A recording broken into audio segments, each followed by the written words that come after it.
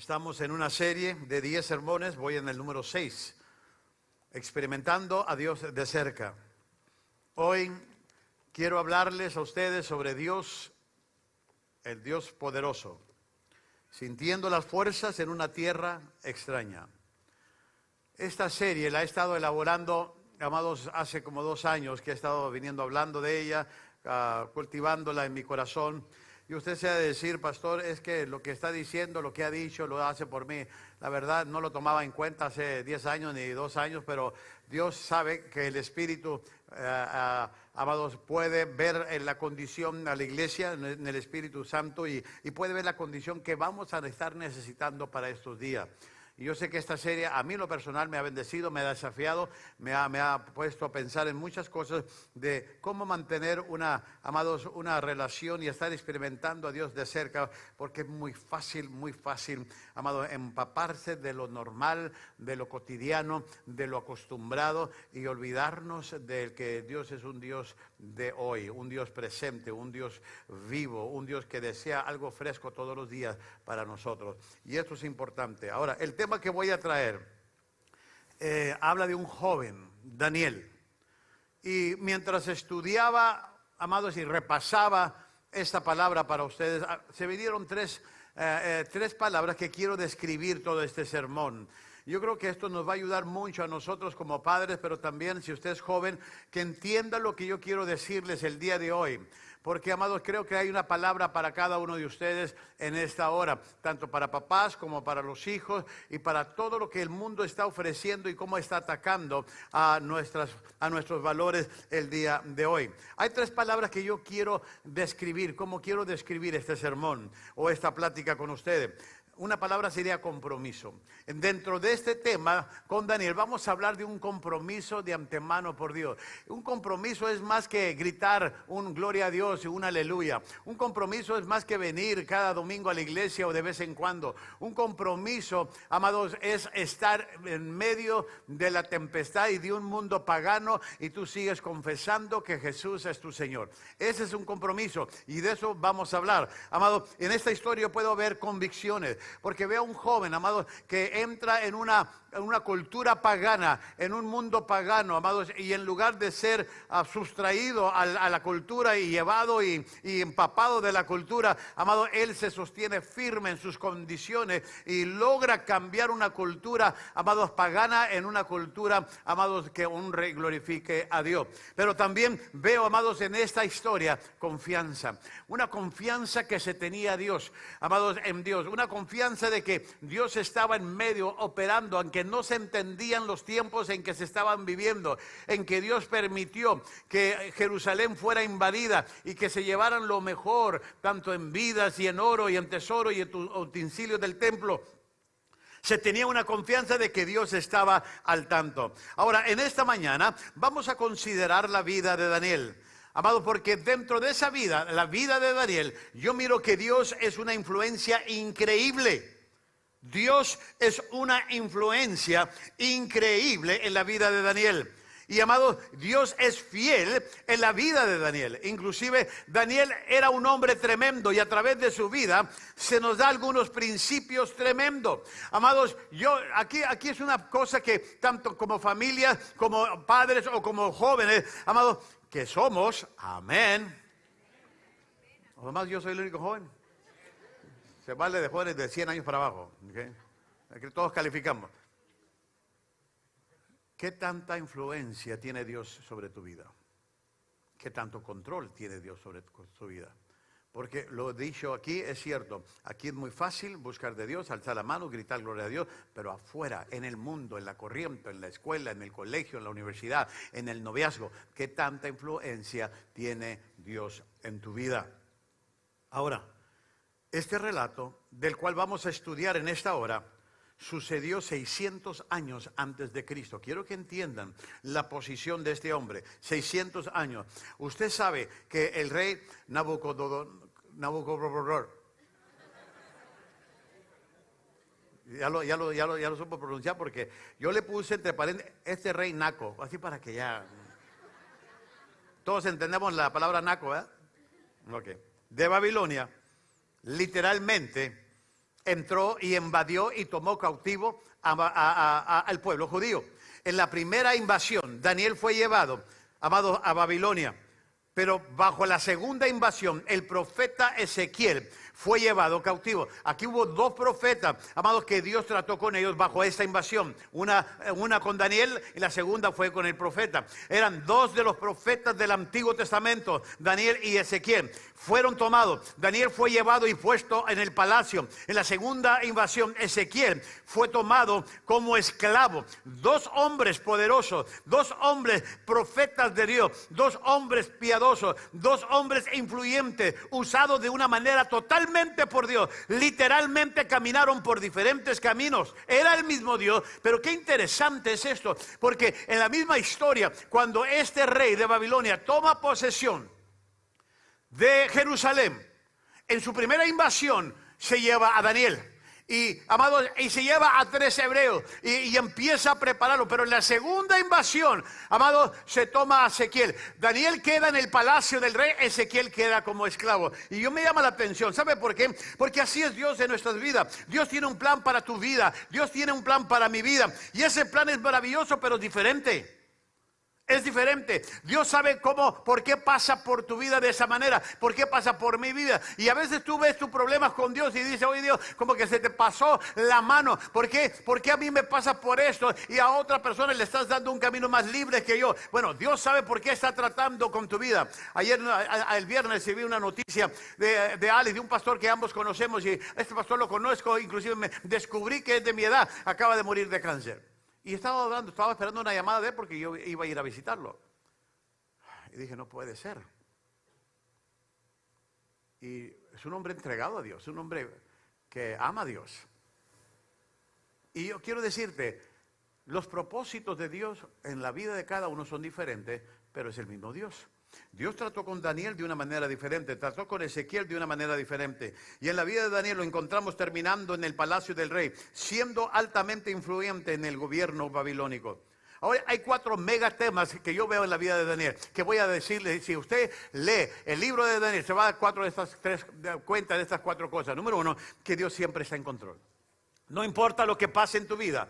Si tú estás experimentando a Dios en tu vida, Dios siempre va a estar en control. No puede leer ningún capítulo en Daniel sin darse cuenta de que a pesar de que el pueblo judío se encontraba en una tierra extraña, Dios estaba definitivamente en control. Estaba trabajando detrás de las escenas, inclusive en momentos difíciles y adversos. Dios estuvo en control. Estudia la historia de Daniel, estudia el libro de Daniel, se va a dar cuenta cómo la mano de Dios en circunstancias aún difíciles, Dios está en control. Ahí pongo una frase que creo que es una gran verdad para nuestras vidas. Nuestra fe está segura porque nuestro futuro es seguro. Una de las cosas que yo sé que si mi futuro va a estar seguro, va a estar en buenas manos, es porque yo tengo que tener una fe segura. Tú tienes que saber en qué creer. Joven, si tú quieres resistir en medio de un mundo pagano, tú tienes que tener una fe segura para que tengas un futuro seguro. El problema de que estamos perdiendo generaciones, el problema de que estamos perdiendo jóvenes a este mundo, inclusive yo conozco muchos jóvenes que han venido a esta iglesia pero ya no vienen, que ya no están en esta iglesia, que se han retirado, no están en ninguna otra iglesia, simplemente no van a ninguna iglesia, ya no quieren ser. Conozco hombres y mujeres adultos que le pasa. ¿Sabe por qué? Porque llega a un futuro incierto en sus vidas, porque la fe de ellos no ha estado segura en el ancla donde debe de estar.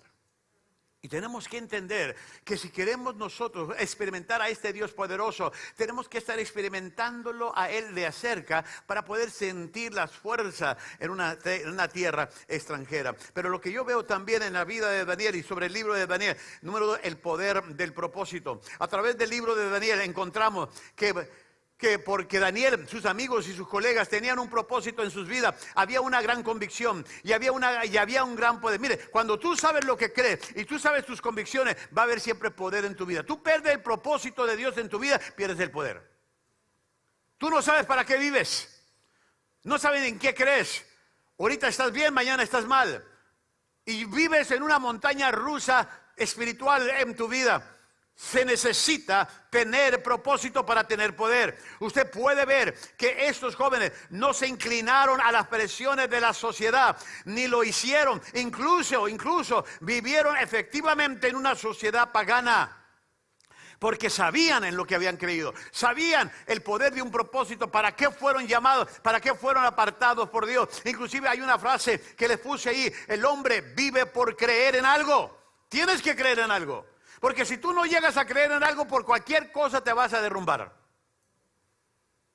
Tienes que creer en algo. El hombre vive por creer en algo, no por debatir, porque como hay gente necia, discutir sobre muchas cosas. Y eso pasa mucho entre cristianos. Nos peleamos por cosas que no llevan a la vida, que no glorifican a Dios, que si tenemos que hacer esto, otro. Shut up. Be quiet. Mejor cree en las cosas que son esenciales en tu vida. Las cosas que te van a hacer o te van a deshacer. Que es bueno que el hombre se pinte el cabello. Déjalo, nomás tienes 3 y tú ya quieres prohibirle. A veces nos peleamos por cosas que el mundo se la está botaneando. Tú ten las convicciones correctas en tu vida y nada te va a tambalear. Nada te va a hacer caer. Nada te va a quitar. Y ahorita voy a demostrarles a ustedes cómo el rey, este rey Naco, usó de Babilonia su estrategia para invadir el corazón de un hombre y de varios jóvenes. Pero yo creo que hay poder en el propósito. Número 3 que veo en la historia de Daniel: el reto de estar en el mundo, pero no ser del mundo. El reto de estar en el mundo, pero no ser del mundo. Qué interesante es esto, porque Daniel y sus amigos nos enseñan a cómo caminar esa línea muy fina y delgada al estar en el mundo, pero no ser del mundo. Al estar en una cultura pagana y sin embargo no ser paganos. Ellos hacen un trabajo maravilloso enseñándonos. He visto jóvenes, porque alguien más agarra un tatú, van y se lo agarran. Amado, yo no tengo en contra, yo amo a la gente que tiene tatú como a la gente que no tiene tatú. Pero ¿cuál es la idea de tomártelo? ¿Puedo decirte algo? ¿Cuál es la presión? Cuando te peinas o te peinas diferente porque los demás se hacen, ¿cuál es la idea de hacerlo? O sea, ¿cuáles son tus convicciones? ¿Cuáles son tus convicciones? Porque tenemos que tener convicciones basadas en la palabra. Una cosa es que el mundo, amado, esté en nosotros o que nosotros estemos en el mundo. Somos extraños, dice la Biblia. Somos peregrinos y extranjeros en este mundo. No debemos acomodarnos a este mundo. Una cosa, les puse ahí una frase que es muy cierto. Hay una gran diferencia en que el barco esté en el agua a que el agua esté en el barco. A ver, ¿usted cuál quisiera? ¿Se acuerda del Titanic? ¿Se acuerda del Titanic que Jack? Y Jack dijo: sálvese el que pueda. ¿Qué quiero decir con todo eso? Porque mira, en el momento que tú caminas en tu barco sobre el agua, para eso fue el barco, fue hecho para andar sobre el agua. Pero cuando permites que el agua entre a tu barco y contamine tu barco, ¿qué cree que va a pasar con tu barco? Se va a hundir. Y ese es el problema de muchos de nosotros. Nuestros hijos se están hundiendo en este mundo, en las olas de este mundo, en las modas de este mundo, en las presiones de este mundo, en la cultura de este mundo. Inclusive, yo ya sé cómo usted puede silenciar a sus niños. Nomás préstele su iPhone. Préstele su iPhone y se aplacan. Aunque usted lo tenga contraseña, ellos la inventan y le quitan a usted la contraseña. Y usted: ¿ahora cómo puedo entrar? ¿Okay? ¿Por qué? Porque es una manera muy fácil. El mundo está invadiendo sus mentes, está invadiendo sus corazones. Es algo lento pero progresivo. Ahora, yo no tengo nada en contra de los iPhones para los niños. Además, si usted le da a un niño un iPhone, un iPhone 13, se lo va a aventar. Él quiere un 12 ya. Okay. Cómprale si gusta. El problema está de ¿qué le estamos enseñando de este mundo? Porque el mundo se está robando a nuestras generaciones. Se está robando a nuestros jóvenes. Se está robando a tus hijos. Porque todo ahora es aceptable. Es aceptable el matrimonio entre ambos sexos, del mismo sexo. Es aceptable, amado, el sexo fuera del matrimonio, entre el noviazgo. Que eso del probete.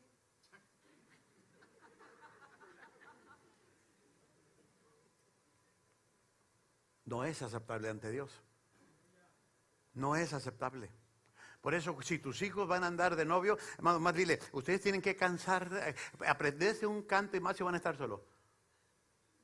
Cuidado mis manitas al tocar. y que estén aplaudiéndolo.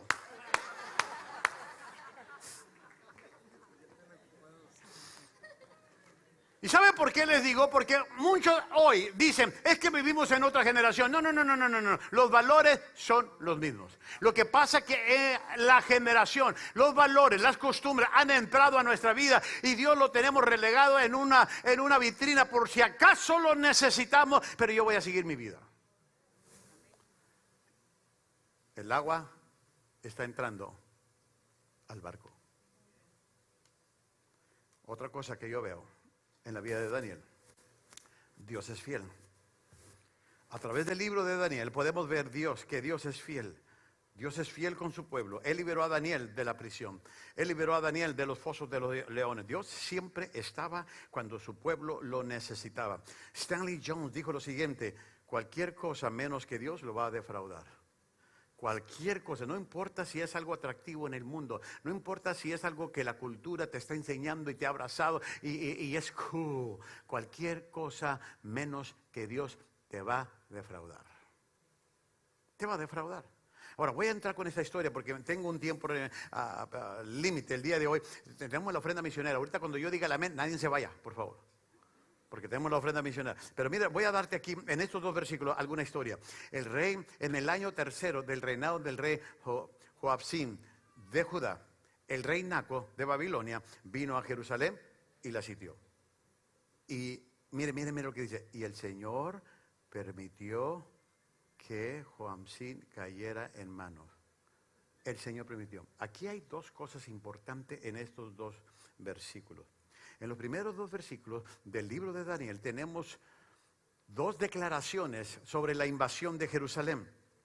Me detengo aquí por un momento, puesto que estas dos perspectivas son totalmente diferentes y quiero que lo vean conmigo. Si nota, en el versículo 1 se nos dice que este rey de Babilonia vino a Jerusalén y la sitió. Esa afirmación se da en lo que llamamos una perspectiva histórica. Cuenta lo que pasó, de lo que pasó en la historia, que este rey vino a Jerusalén, la sitió y esta es una declaración histórica. Está dando un repaso de lo histórico de cómo Jerusalén es llevado o la gente de Jerusalén a Babilonia. Pero cuando vemos en el versículo 2, miren lo que dice, podemos ver el mismo incidente, donde ahora ya no es una declaración histórica, es una perspectiva teológica, porque dice, el Señor permitió.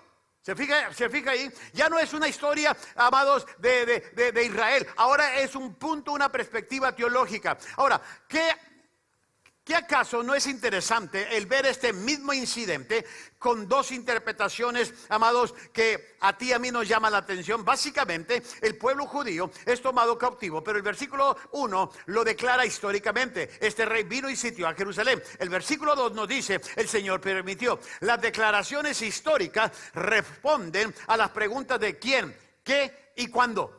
Si tú quieres ver por qué, quién fue el que se llevó a Jerusalén como prisioneros esclavos, qué fue lo que se llevó, a quiénes se llevó, amado, te habla de la historia de ese suceso. Pero ahí le va, amado, las declaraciones teológicas responden a preguntas más profundas. ¿Por qué?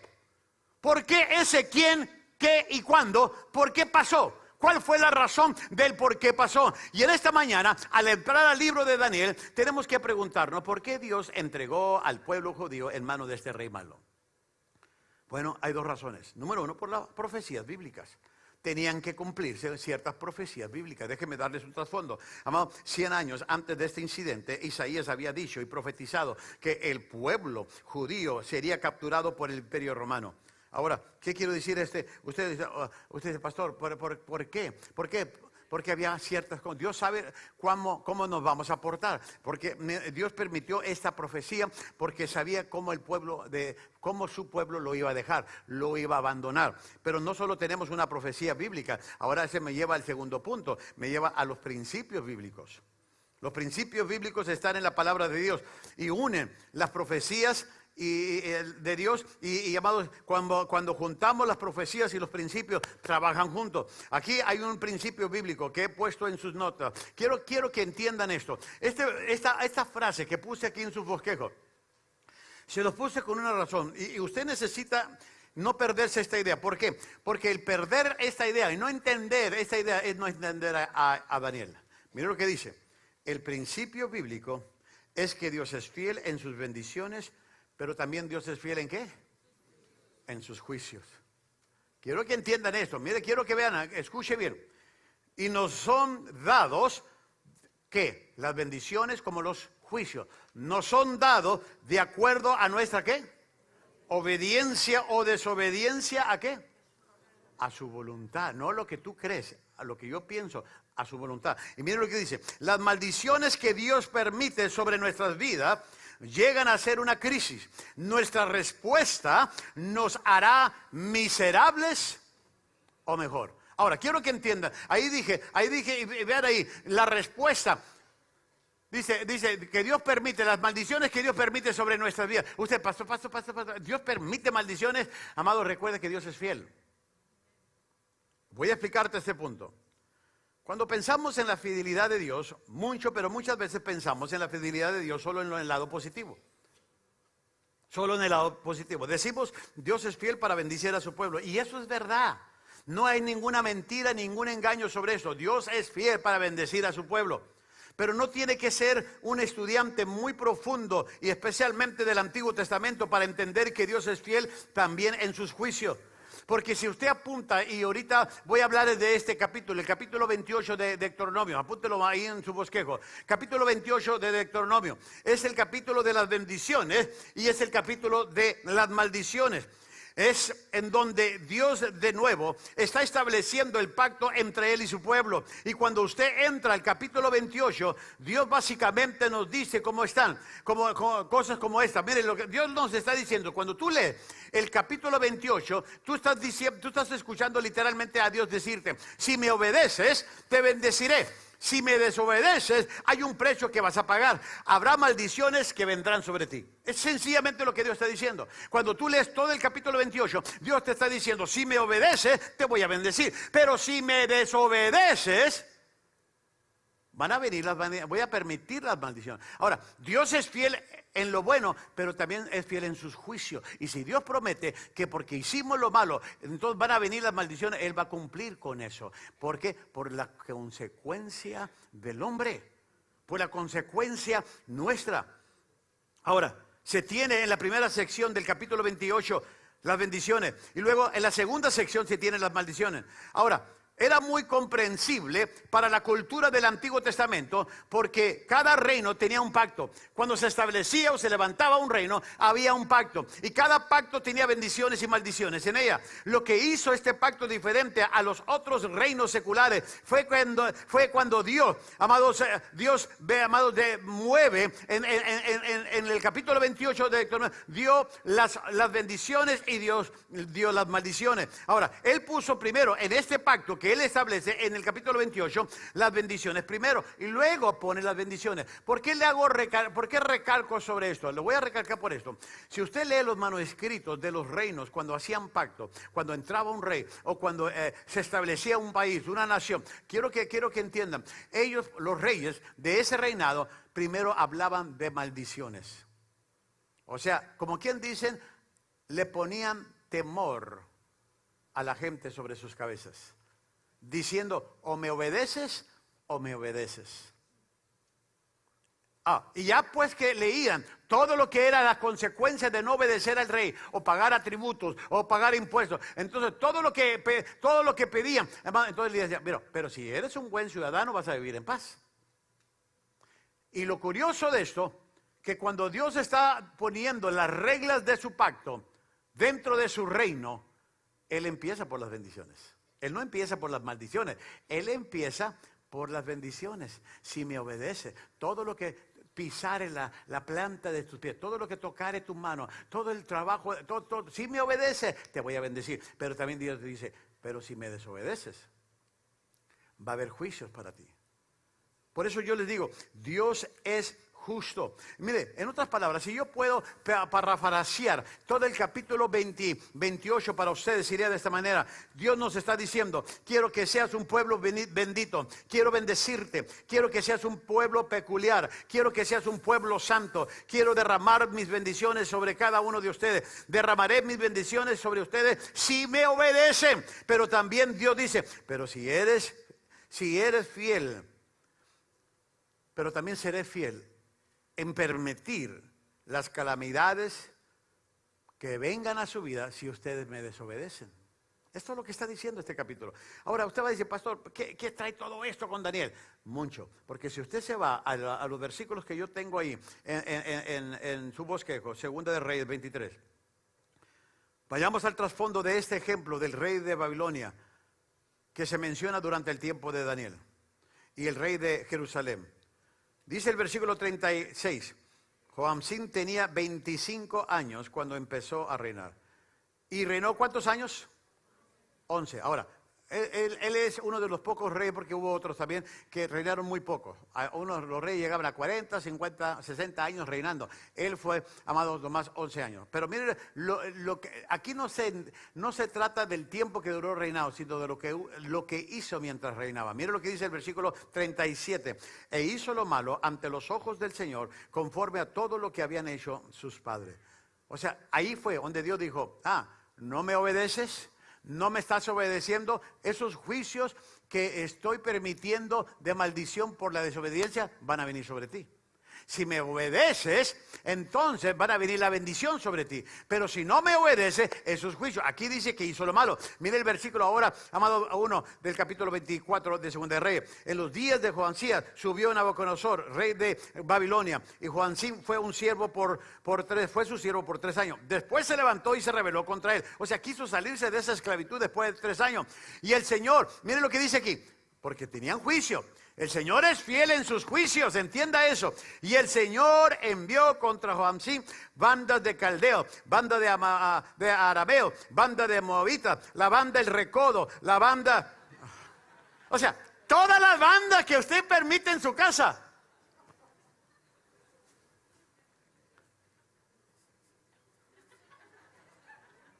Todas esas bandas que usted permite que entren a sus casas son las que está destruyendo su casa.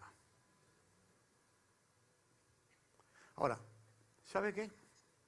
Si nuestros hijos y nuestras iglesias o los cristianos, hombres y mujeres, tuvieran las convicciones que tenía Daniel, tú puedes andar entre 10,000 paganos y nada te va a pasar.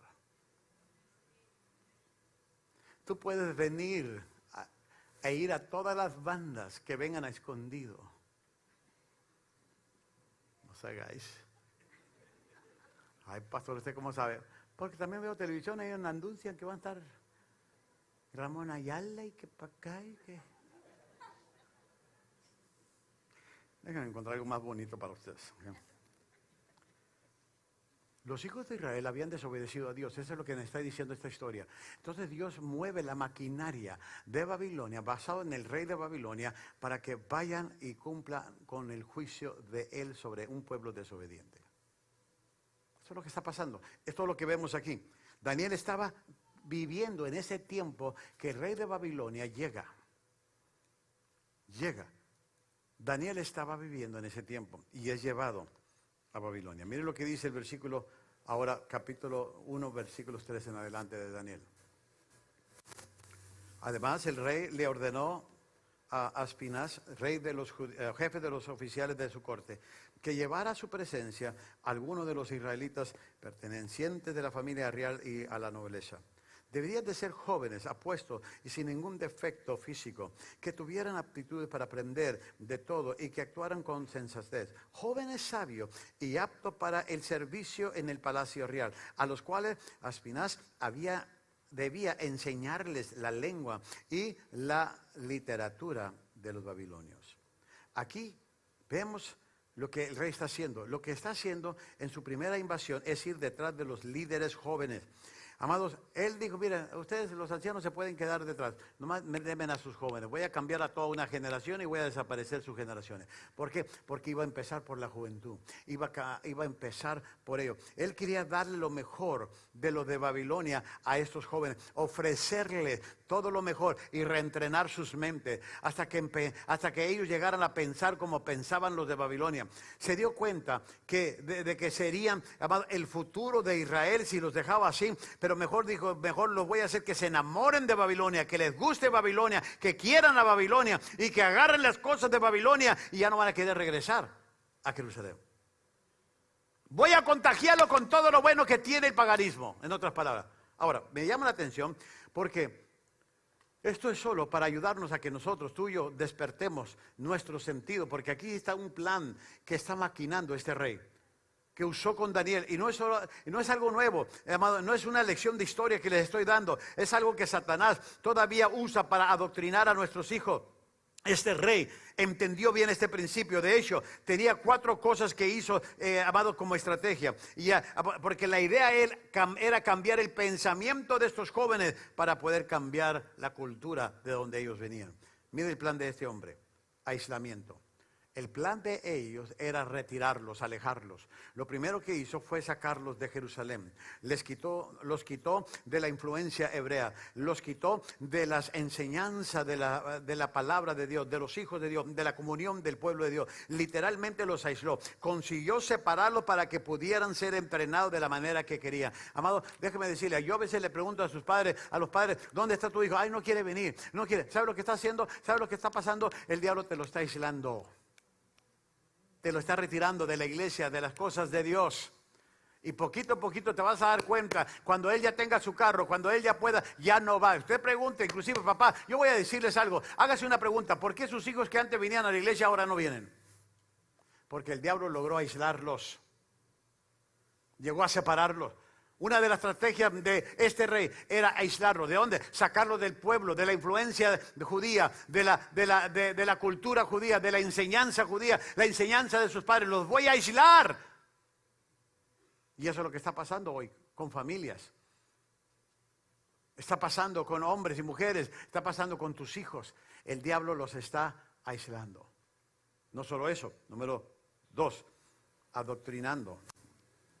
No solo los aisló, sino que comenzó a adoctrinarlos. Y esto fue más que una formación académica.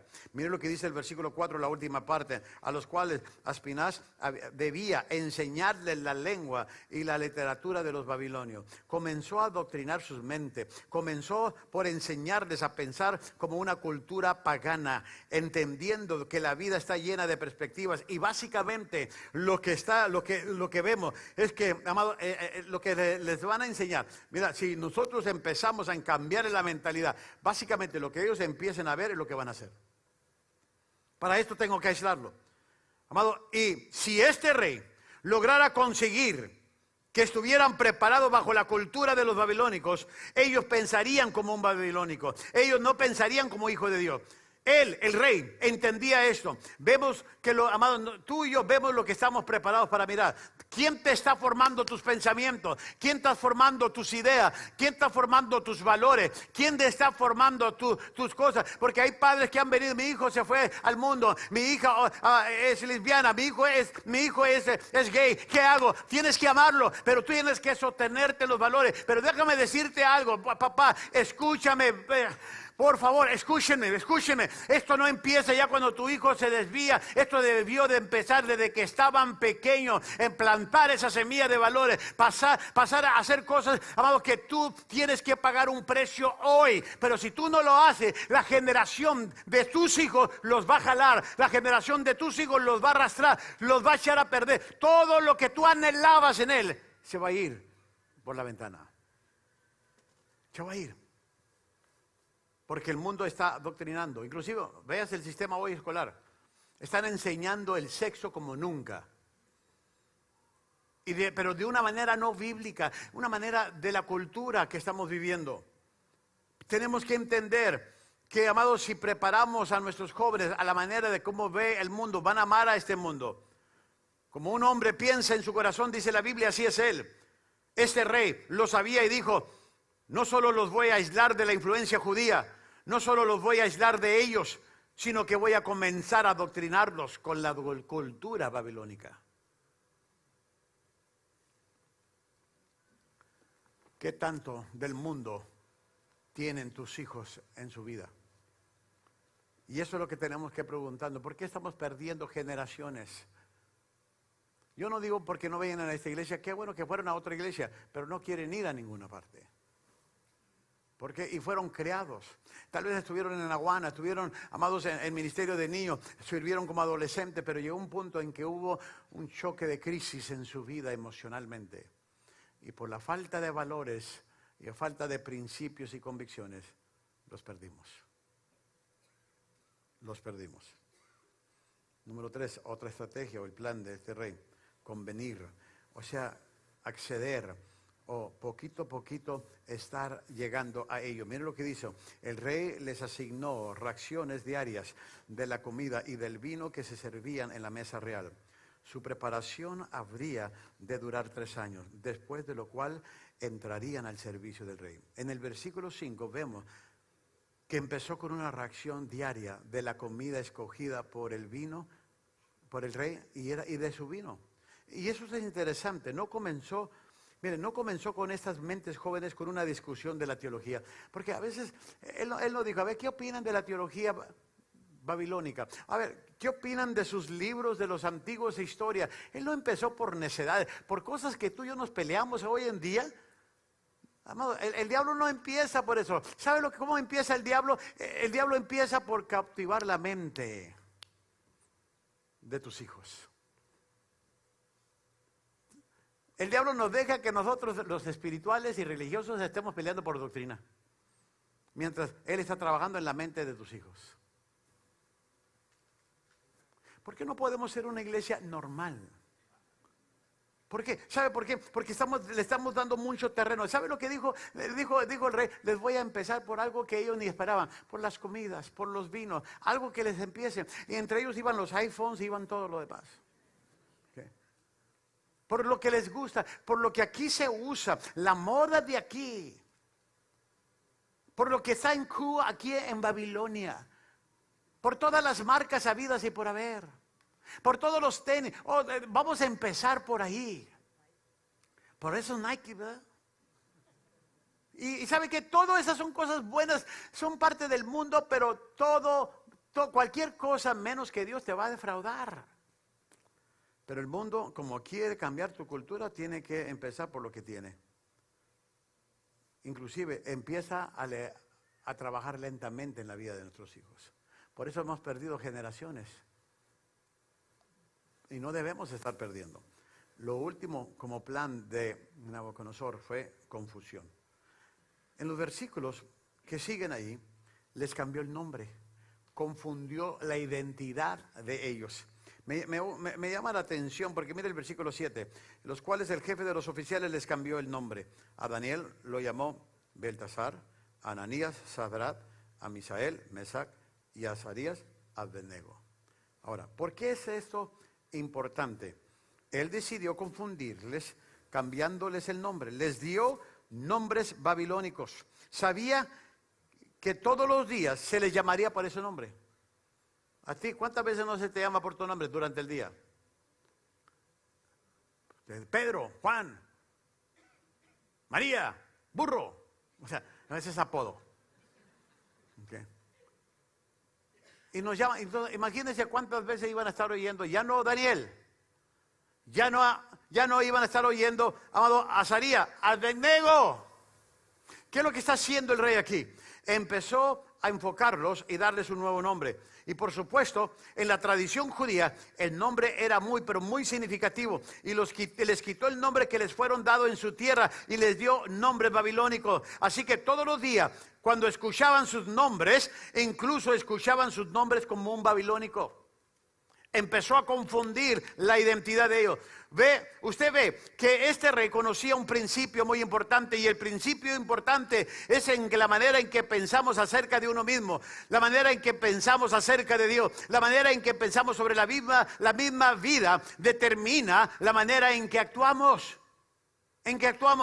Así que su estrategia era conseguir lo mejor de la mente de los jóvenes, el potencial de esas mentes, y comenzar a adoctrinarlo, a aislarlo, a confundirlo y apartarlo del sistema de creencia en el cual ellos habían crecido. Ahora, me llama la atención porque el versículo 8 termina con una buena noticia. Esta historia se vuelve emocionante porque mientras Nabucodonosor tenía un plan, Daniel tenía un propósito, y lo leemos en los versículos 8 al 16, empezamos a ver a ver mucho sobre algunos de los rasgos del carácter de Daniel. Mire lo que dice el 8. Pero Daniel se propuso. Ahora, en medio de una nación pagana, entre paganos, se propuso no contaminarse con la comida y el vino del rey. Así que le pidió al jefe de los oficiales que no lo obligara. Le pidió, no se puso rebelde. No. Era un hombre que vemos su carácter. Ahorita voy a hablar de esto. Hay tres cosas que me llaman del plan de Daniel. Número uno, su decisión. Eso es una de las que él tomó decisiones. Era un hombre que no titubea. ¿Sabe por qué tomaba decisiones? Porque sabía en lo que quería. Aquí había un joven que en una tierra extraña tenía algunas convicciones e hizo algunas decisiones importantes. De hecho, aquí hay una frase: la decisión de él fue personal y fue inmediata. Mire, qué importante es decidir, pero ya. Si tú ya sabes lo que crees, toma decisiones. Cuídate por adelantado, porque el desistir o una indecisión ya es decisión. Tú, mire, les voy a decir algo. Si usted sabe en lo que cree, si usted ya sabe en lo que cree, no se va a derrumbar. ¿Necesito hacer algo? ¿No se va a derrumbar por cambio? Bueno, aquí está. Bueno, me dijeron que me retire, que me vaya atrás de la pantalla. Ok, yo me voy acá atrás si gustan. Pues no, nomás no me lo paguen. ¿Todo bien? Les sigo, ¿ah? Que se ven muy negros de aquí. Ok. Oye, mi negro Tomás. Él decidió, y fue una decisión personal, pero fue inmediata. Qué importante es aprender a tomar decisiones a nivel personal. Nosotros nos pasamos la vida tratando de decidir por alguien más. Pero cuando tenemos que decidir a nivel personal en nuestras vidas, batallamos y la pensamos. Y la pensamos. El significado de la decisión de Daniel y sus convicciones es que él tomó su posición inmediatamente. Cada uno de nosotros sabemos lo que es entrar en una situación comprometedora y no decir algo y ser atrapado en ella. Y todos sabemos lo difícil que es por segunda vez tomar una posición. Cuando tú fallas en la primera vez, vas a fallar en la segunda vez. La tentación, las batallas de la tentación, amados, que sobre el bien y lo malo, amados, vienen o proceden de convenir. Tienen que ser el resultado inmediato, tienen que decidirse inmediatamente. Antes, nunca se resuelve a medio camino. Porque vas a pagar un precio. Tú tienes que decidir. Tú puedes. Yo les dije, usted puede estar. Yo he estado en eventos, amados paganos. Me han invitado. Ahí estoy. La gente está tomando, está fumando, amado, que a mí me choca, pero estoy ahí porque estoy en una invitación y me aguanto. Pero no necesito. No necesito. Me han preguntado, ¿tú tienes un tatú? No necesito. Los monetones que tengo es más que suficiente. Me salen gratis. Yo no necesito quedar bien con el mundo. Sé en lo que he creído. Ahora, no condeno. Si usted lo hizo y ya se arrepiente, pues too late. Ahora, ni modo. Pero ¿qué te llevó a hacer cosas que el mundo hace? Dime, mamá, pregúntate, ¿por qué lo hice? Why? ¿Por qué? O sea, porque hubo una influencia del mundo sobre ti. Y no tenías convicciones personales. No tenías convicciones. Daniel fue un hombre de convicciones y propósito. Resolvió que no iba a profanarse. Otra cosa que veo en Daniel, no solo su decisión, su modestia. Daniel no solo tenía determinación y convicciones, pero me encanta su modestia. No se desatinaba ni se enloquecía. De hecho, el versículo 8 solicitó permiso. Les pido, dice, les pido no contaminarme. Y el versículo 12 dijo, haz una prueba. No quería avergonzar a nadie, no quería exigir. Él solo sabía quién era y sabía lo que él defendía. Y muy silenciosamente, muy caballero, fue diciendo que esto es lo que creo y esto es lo que yo voy a hacer. ¿Sabe tu escuela? Jóvenes, voy a hacerles una pregunta. ¿Sabe tu escuela que eres cristiano? ¿Saben tus amigos que eres cristiano? Más ponte a pensar en eso. ¿Por qué tus hijos, padres, creen diferente que tú? ¿Por qué te debaten puntos que son palabra de Dios, pero quieren razonarlo? Inclusive, ¿qué tipo de programa están viendo en la televisión? Mira, a mí no me importa lo que ves. Si tuvieras, tú puedes ver cualquier cosa, pero si tienes las convicciones de Daniel, no te vas a dejar convencer por cualquier cosa. No te vas a dejar convencer, porque tú ya sabes en lo que crees. El problema es que si nos dejamos convencer. ¿Por qué? No nos vamos tan lejos. El aborto. Mucha gente, muchos cristianos creen en el aborto porque es el derecho de decidir de una mujer, no importa si es cristiano o no. Sí, pero el derecho del niño, ¿quién lo protege? Es un ser viviente. Aunque ellos alegan que no es un ser viviente porque es un feto. ¿Pero qué dice la Biblia? Tus ojos vieron mi embrión. Apenas era una sonrisa en el rostro de mi mamá, cuando tú ya conocías todo de mí. Y lo interesante de este mundo, que defendemos a los animales y a las ballenas y a Shamu, pero no a los niños. Fíjese la contradicción que hay. Y sin embargo, hay muchos jóvenes que están creyendo igual. ¿Por qué estamos llegando? Porque tú no tienes tus convicciones. Hay jóvenes que creen en el sexo antes del matrimonio. Eso no es de Dios. De una vez se los digo, no es de Dios. Stop it. No lo haga. Muchos se casan no para tener hijos, sino porque ahí viene el hijo. ¿Estamos bien? Let me find something beautiful here. Me voy mejor al punto 3, o que veo de Daniel, su expectación, su expectativa más bien. Si hago lo que es correcto, Dios cuidará de mí. De hecho, fue Daniel quien sugirió la prueba de 10 días.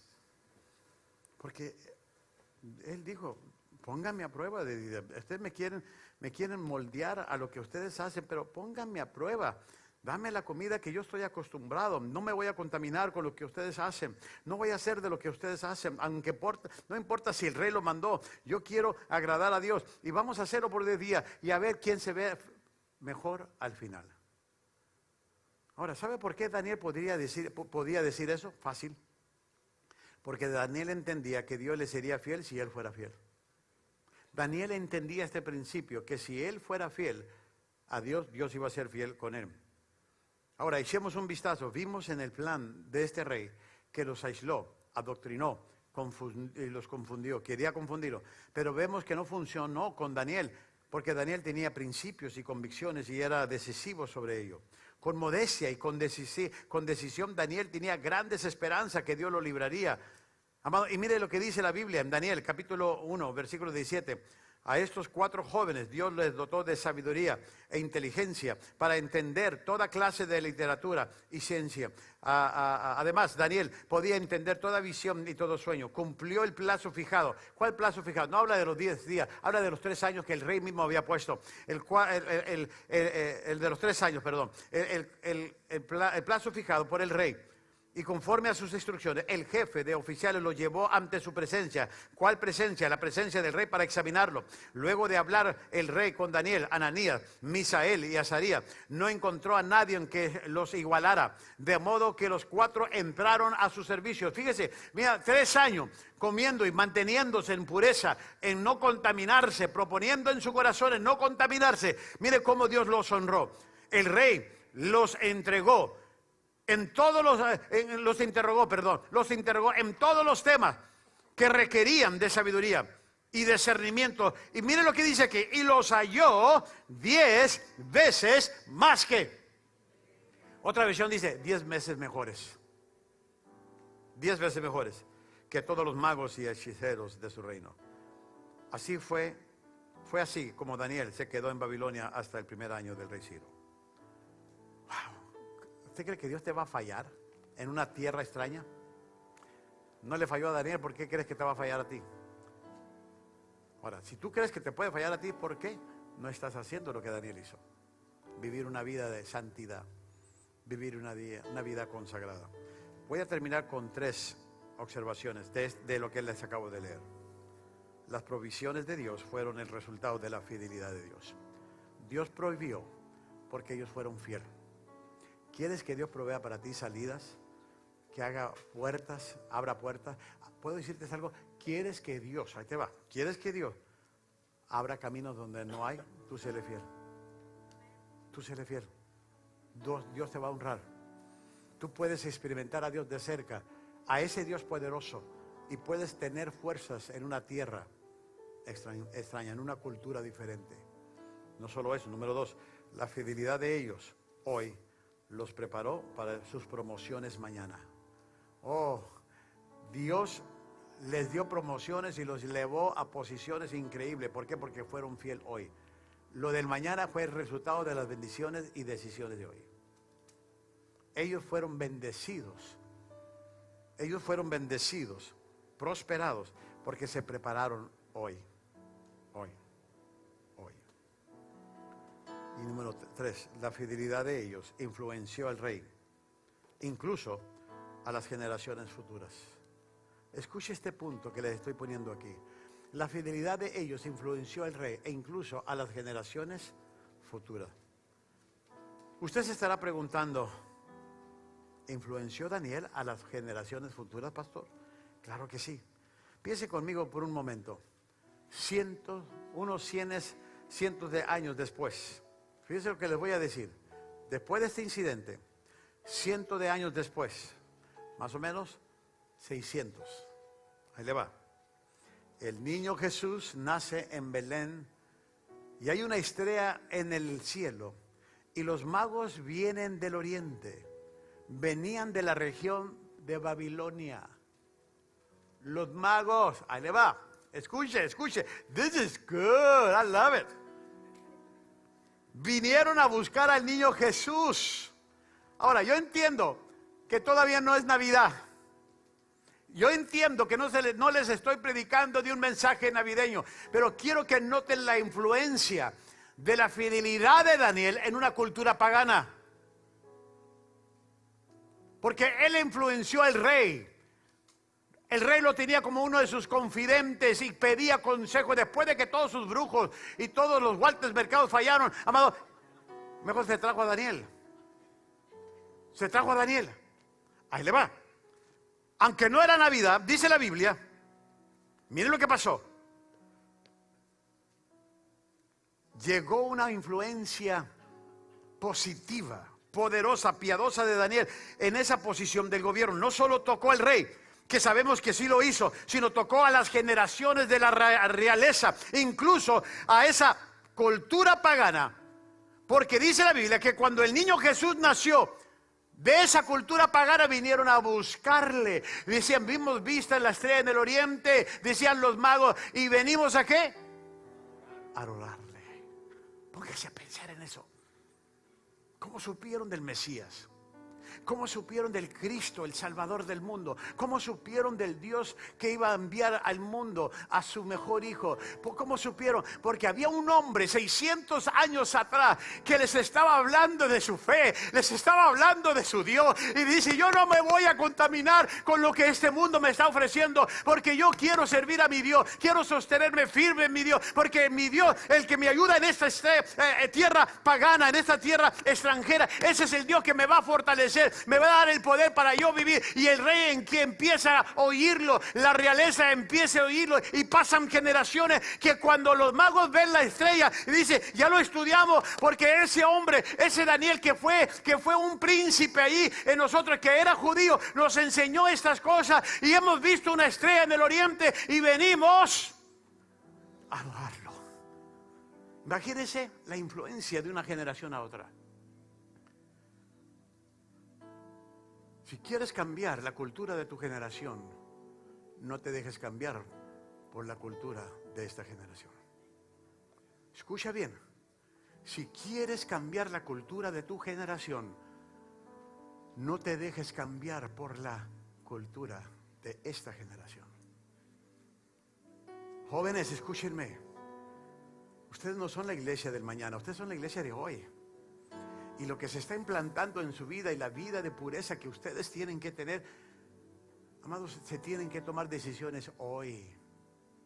Hoy. Today. No mañana. Yo a los 13 años empecé a predicar. Usted va a decir, pastor, pero usted es un bicho raro. Pero me aguanté. Me aguanté. ¿Ha sido fácil? No. No. Y no porque me crea carita. El diablo ni a los feos respeta, fíjese. Ya lo comprobé. El diablo agarra parejos. Agarra parejos. Porque quiere derrumbar tu vida. ¿Y sabe por qué hemos aguantado vara? Por las convicciones que tengo. Es todo. Debemos ser un Daniel en una cultura pagana. Y tal vez tú me estés diciendo, pastor, he perdido a mi hijo, ya no quiere venir a la iglesia, ya no, inclusive ya se me fue de la casa, no piensa como yo, ya no, esas cosas que le enseñamos en un tiempo en la iglesia ya no las quiere. Pero si tú te mantienes como un Daniel, el Dios poderoso te va a dar las fuerzas en una tierra extraña. Te va a dar las fuerzas y va a regresar. Va a regresar. Va a regresar. Ponte de pie. Voy a hacer algo. Yo sé que ahorita vamos a terminar. Más denme 2-3 minutos de su tiempo. Pero siento en mi corazón que lo tengo que hacer. Y ahorita no se salgan nadie, por favor. Respeten ese tiempo. Es muy importante. Yo ya voy a terminar. Pero necesito hacer esto. Yo necesito orar por padres que están sufriendo porque han perdido a sus hijos. Se te fueron de la casa. Están rebeldes, no quieren venir. Inclusive, papá, ¿por qué no te haces una pregunta? Esta pregunta, ¿por qué mis hijos ya no quieren venir a la iglesia o no quieren nada con Dios? Y luego hazte la siguiente pregunta. ¿Qué causó eso? ¿Qué causó eso? ¿Dónde fallaste? ¿Dónde te descuidaste? ¿En dónde? Vamos a cantar un canto. Van a estar los líderes de esta iglesia aquí. Papá, si tú necesitas oración por tus hijos, tu esposo, tu esposa, tu hogar, hazle ahora como Josué lo hizo. Yo y mi casa serviremos a Jehová.